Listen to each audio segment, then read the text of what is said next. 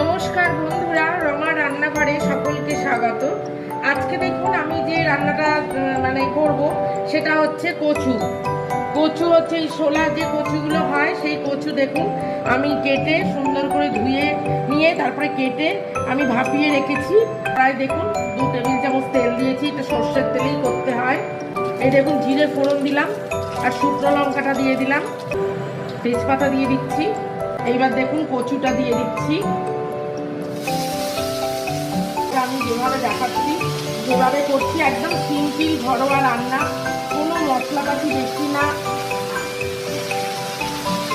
অথচ খেতে এটা দুর্দান্ত হয়। আদাটা দিয়ে দিচ্ছি, দেখুন ছোলাটা দিয়ে দিলাম। এবার দেখুন জিরে গুঁড়োটা দিয়ে দিচ্ছি আর লঙ্কা গুঁড়োটা দিয়ে দিচ্ছি।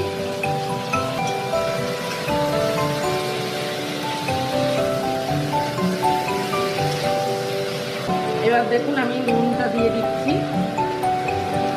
সামান্য একটু হলুদ দিচ্ছি। আমি যেভাবে দেখাচ্ছি বন্ধুরা, যেভাবে আমি করছি ঠিক সেইভাবে করবেন, করে খেয়ে আমাকে জানাবেন কেমন লাগলো। আমার চ্যানেলটাকে লাইক করবেন, শেয়ার করবেন, সাবস্ক্রাইব করবেন আর পাশে বেল আইকনটা ক্লিক করে দেবেন, যাতে আমি যে কোনো রান্না ছাড়লেই আপনারা যাতে সহজেই পেয়ে যান। নারকেল কোড়াটা দিয়ে দিচ্ছি,